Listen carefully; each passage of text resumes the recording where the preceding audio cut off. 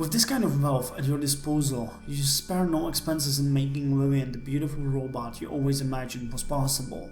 -3 wealth. Lillian's new face is silver with gold detailing, and her eyes are tinted with lapis lazuli.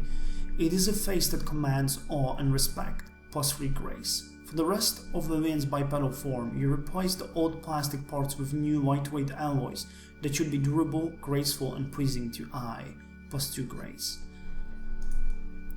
Wow, 14, 7, 16 grace, 20. That's nice. Lillian is thrilled with the change. Oh, thank you, Master, she says, giving you a heartfelt hug. What will you spend your funds on? You'll have the opportunity. Man, I'd like to buy a house, but we're losing some of the money now. I'd like to buy a house that didn't really work out well for us last time. But you know, if we want to get married with LA, a house is a nice thing. Now let's save our personal funds at this moment. Life is uncertain and you never know when you might need some extra funds. You decide to keep your remaining money. With Lillian Works doing reasonably well, you may attempt to undermine Josh's business. He's still selling robot drones as his core business, and if you wanted to, you could sell comparable robots at a loss to drive him out of business. Let's do this. I should eliminate my competition. I will ask whether Josh is interested in a merger. I'd prefer to simply buy US robots outright, keeping Josh as an employee. I don't care about Josh, he can do what he likes. Can we do that? Can we buy him? Do we have enough money?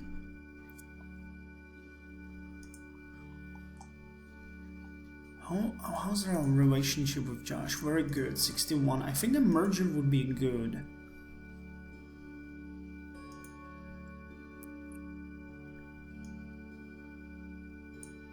Would this one be possible?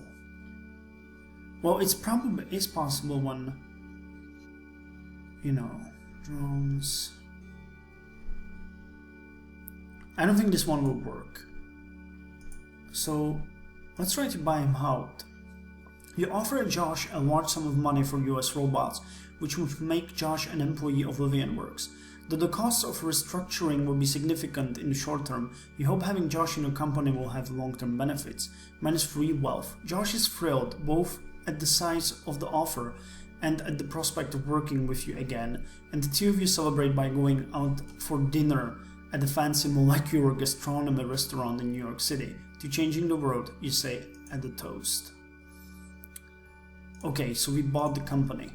One day, Tammy bursts into your office at the factory, extremely agitated. She makes some kind of strange gestures that look like a hang loose sign being punched into an open palm. What the hell, you say? Turn off your phone, Tammy says in exasperation. Oh no, it's this.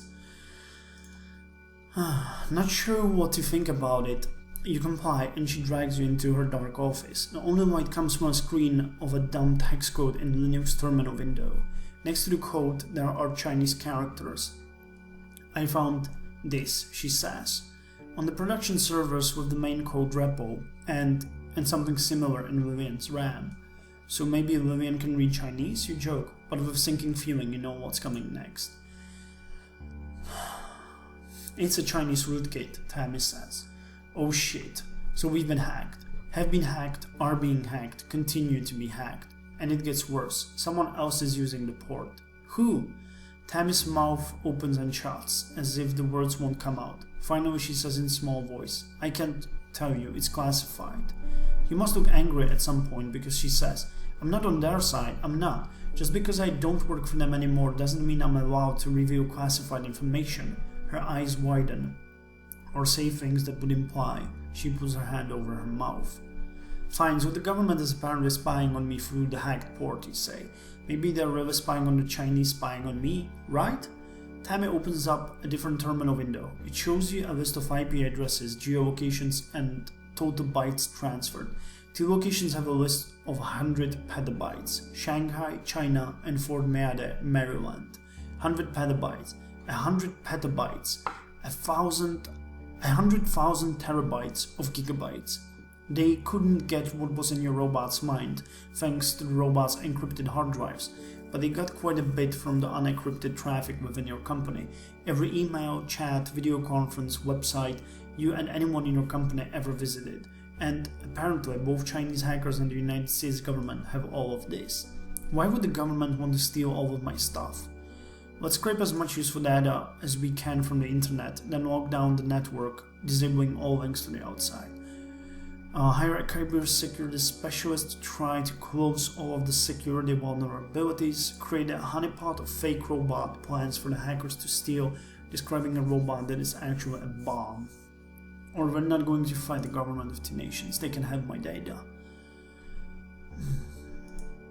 I don't know, I don't think leaving it as it is a good idea, but let's try this one. Scrape as much useful data as we can from the internet, then lock down the network, disabling all links to the outside.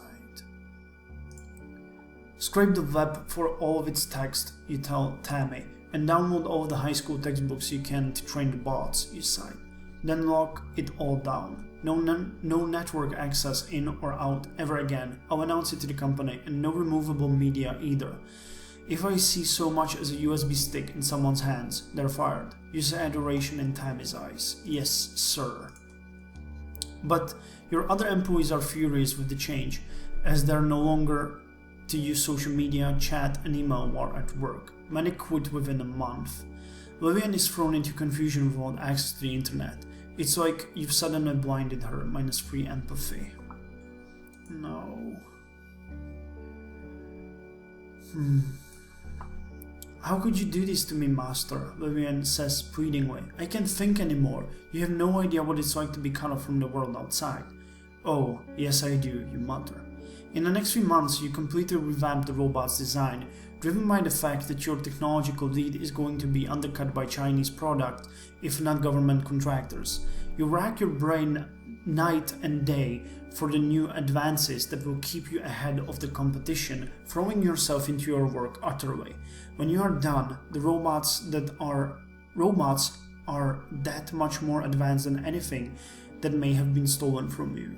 Wait, what? When you are done, the robots are that much more advanced than anything that may have been stolen from you. Weird. Plus grace. When the knocks-off of your old designs start coming out of China, you're still able to sell a superior product and command a superior price. If anything, the knocks-offs serve as advertising for you, and those who start with the entry-level robotic products sometimes come to you next, plus to wealth. You are fairly certain you have saved Lillian Works from disaster. Cool. A few weeks later, a politician visits you at the factory. One Jacqueline Irons, a representative from Alaska. You vaguely remember hearing that she was once a venture capitalist who rose to fame on the success of her Fox webcast Against the Man, in which she pilloried unsuspecting guests as examples of privileged elites. And just reading this. There have also been rumors of her running for president soon. You can imagine why I'm here, she tells you in your office, leaning over your desk.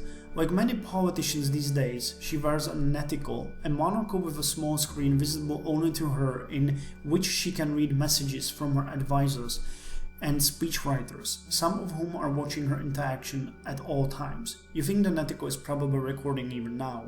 Politicians love to weave moments in which they look good into their streaming video commercials.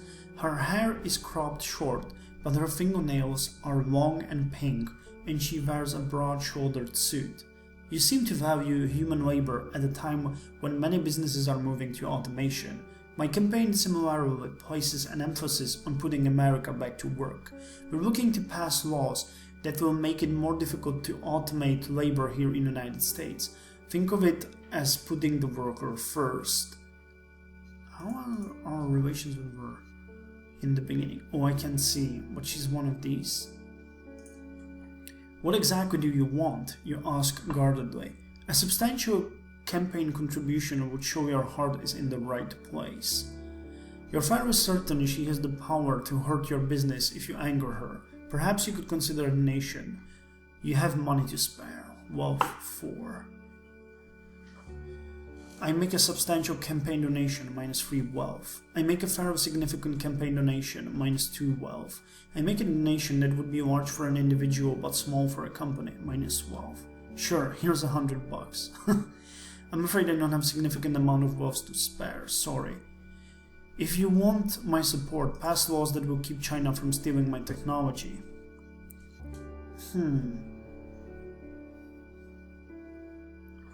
Man, does this make the war start? I don't think that the war starts... I don't know. In the last campaign, for those of you that didn't watch it, shortly after a war between the United States of America and China breaks out, the thing that I am kind of reluctant now is I felt quite responsible for it by angering this president against China. But on the other hand, I don't think that, unless I do that, I don't think, or even if I don't do this, I think that the war will break out anyway, because it's such a huge part of the story. So I think that I'm still gonna go with it. Representative Iron seems surprised. Excuse me?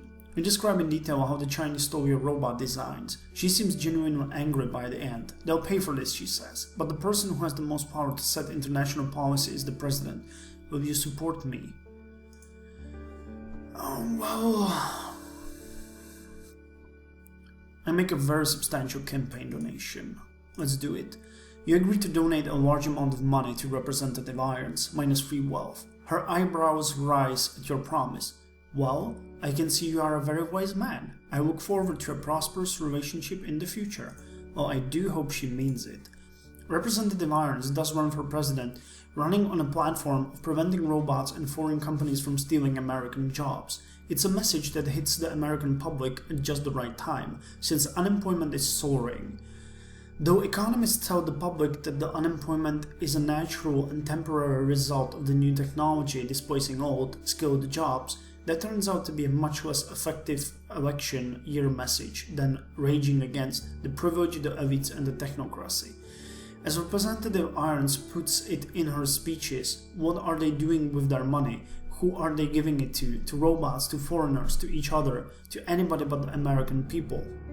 Well, that's gratitude for you, but then she probably treats her enemies worse. Interesting. Anyway, since you think she is ultimately on your side, you are cautiously optimistic when Representative Irons wins the presidency. True to her word, President Irons begins a policy of heavy embargoes against Chinese goods. In retaliation, China cuts off all exports of rare earth and the batteries derived from them.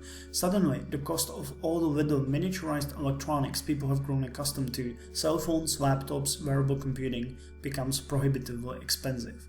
You have the feeling that something big will happen soon, that if you don't propose to Ellie now, you may not have another chance for a while. Weddings are elaborate things after all.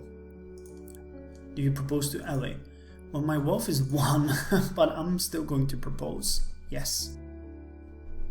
After a romantic evening at a high-end restaurant, you get down on one knee, titanium ring with a lab-grown diamond in hand. Ellie says yes. You find that planning a wedding is hard work.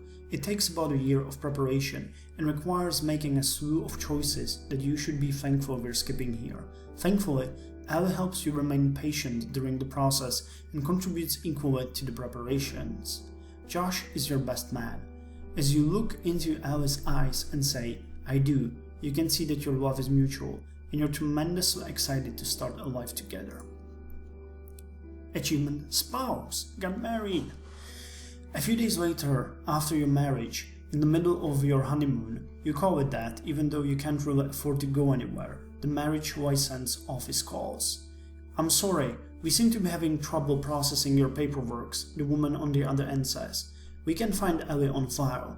Could you have her send us a birth certificate? Ellie duly calls her father since her mother passed away some years ago. When she gets off the phone, she looks stricken.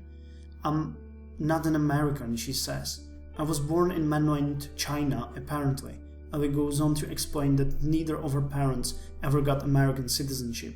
They had intended to have Ali in the States to provide her with the best opportunities, but they stayed a little too long in China with her extended family, and she was born in the Shanghai airport. After they successfully snuck into the States, they never even told Ali that she was not an American citizen. All the better, they fought to keep the secret. When she married, they thought she would become a citizen and everything would be alright. That day has apparently come. But even though LA finds it relatively easy, if mortifying, to get a green card, citizenship turns out to be complicated to get. You submit a giant application and wait. Your feeling that something big will happen soon proves correct. President Irons makes demands that China reverse its embargoes on rare earths, or that the United States will be forced to contemplate all policy options at its disposal, including military force if necessary. It is this delicate situation that on April 10th, 2026, the Chinese Prime Minister is assassinated by an unemployed American during a parade in San Francisco. The Prime Minister is replaced by a younger party official who is eager to show that China is unafraid of the United States. China attacks several islands in the South China Sea that it has long disputed with its neighbors, and President Irons, unwilling to show weakness, responds with a drone attack on bases on the Chinese mainland. The robot war, has begun.